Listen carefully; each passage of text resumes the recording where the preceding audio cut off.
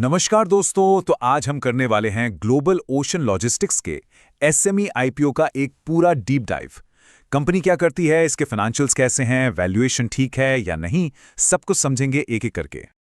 तो सबसे बड़ा सवाल यही उठता है, क्या ये एसएमई आईपीओ एक छिपा हुआ खजाना है, एक हिडन जेम है, या फिर एक बड़ा रिस्क? चलिए इस पहेली को मिलकर सुलझाते हैं। आज का हमारा ब्रेकडाउन कुछ ऐसा होगा। सबसे पहले कंपनी का बिजनेस, फिर उसके फाइनेंशियल्स, आईपीओ ऑफर में क्या है, इसके प्रोज एंड कॉन्स, और हाँ, सबसे जरूरी आखिरी फैसला। तो चलिए शुरू करते हैं। ठीक है, तो सबसे पहले ये समझते हैं कि आखिर ये कंपनी ग्लोबल ओशन लॉजिस्टिक्स करती क्या है इसका बिजनेस मॉडल। तो देखिए, ये है एक मल्टी मॉडल लॉजिस्टिक्स कंपनी। अब इसका मतलब क्या हुआ? आसान शब्दों में कहें तो ये कंपनी अपने क्लाइंट्स का सामान एक जगह से दूसरी जगह पहुंचाने का पूरा A to Z काम देखती है। समंदर से, हवा से, ट्रेन से, ट्रक से, मतलब हर तरह से। इनकी सर्विसेज की लिस्ट देखेंगे ना तो काफी इंप्रेसिव है। ओशन और एयर फ्रेट तो है ही, साथ में कस्टम्स क्लियरेंस, वेयर हाउसिंग, यहां तक कि बड़े बड़े प्रोजेक्ट कार्गो भी हैंडल करते हैं। मतलब ये एक वन स्टॉप शॉप है, एक complete end to end solution provider. अब यहां आती है एक बहुत इंटरेस्टिंग चीज, इनका बिजनेस मॉडल। ये काम करते हैं एक एसेट लाइट मॉडल पर। मतलब सिंपल है, ये खुद ट्रक्स या शिप्स नहीं खरीदते। सोच लीजिए, ये लॉजिस्टिक्स के ओला या ऊबर हैं, एक नेटवर्क मैनेज करते हैं।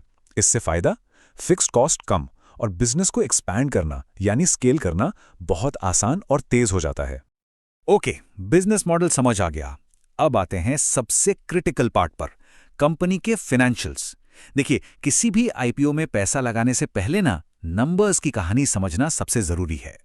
तो सबसे पहले रेवेन्यू। FY24 में एक डिप आया था, थोड़ी चिंता की बात थी, लेकिन FY25 में कंपनी ने एक जबरदस्त कमबैक किया है। फिगर देखिए, 190 करोड़ से ज्यादा। ये एक बहुत बहुत स्ट्रॉन्ग सिग्नल है। और बात सिर्फ रेवेन्यू की नहीं है, प्रॉफिट तो लिटरली स्काईरॉकेट हो गया है। FY25 में प्रॉफिट लगभग 2.5 गुना बढ़कर 6.8 करोड़ के पार चला गया। गजब का जंप है।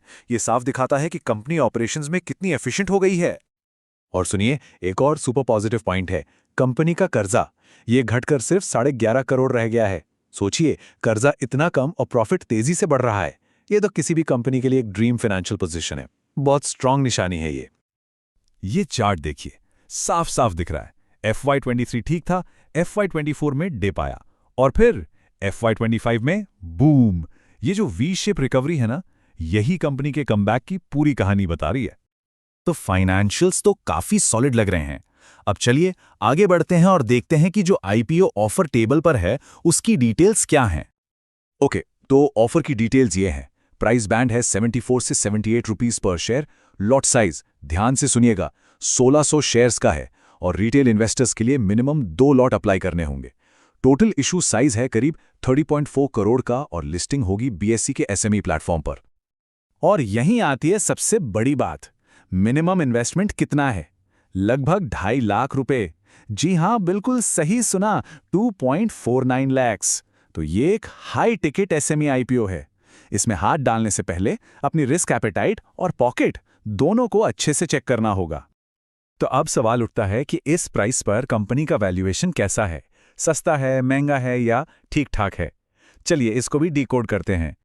तो PE रेशियो यानी price to earnings ratio. Simple भाषा में हम कंपनी के 1 रुपए की कमाई के लिए कितना पैसा दे रहे हैं। FY25 के अर्निंग्स के हिसाब से इसका PE निकल के आता है करीब 11.2x। लॉजिस्टिक्स सेक्टर के हिसाब से ये काफी रीजनेबल, मतलब वाजिब लग रहा है। लेकिन हाँ, इसमें एक बट है, ये वैल्यूएशन तभी अट्रैक्टिव है जब कंपनी आगे भी ऐसी ही ग्रोथ दिखाती रहे। ऑलराइट, तो हमने बिजनेस समझ लिया, फाइनेंशियल्स देख लिए, आईपीओ डिटेल्स भी पता चल गईं। अब वक्त है सिक्के के दोनों पहलू देखने का। क्या है इस कंपनी की स्ट्रेंथ्स और क्या है इसके रिस्क्स? तो चलिए एक बैलेंसिंग एक्ट करते हैं। एक तरफ है इसकी स्ट्रेंथ्स, FY25 का solid comeback, almost zero debt, और वो एसेट लाइट मॉडल जिसके बारे में हमने बात की। ये सब सुपर पॉजिटिव है। लेकिन दूसरी तरफ रिस्क्स भी हैं। इस सेक्टर में कंपटीशन बहुत हाई है। कंपनी का रेवेन्यू पास्ट में थोड़ा ऊपर नीचे यानी वोलेटाइल रहा है। और सबसे बड़ा एसएमई रिस्क लिक्विडिटी का, मतलब जरूरत पड़ने पर शेयर्स बेचना मुश्किल हो सकता है। तो चलिए अब आते हैं उस सवाल पर जिसका सबको इंतजार है, द फाइनल वर्डिक्ट। इतना सब कुछ जानने के बाद फाइनल कॉल क्या है? अप्लाई करें या अवॉइड करें?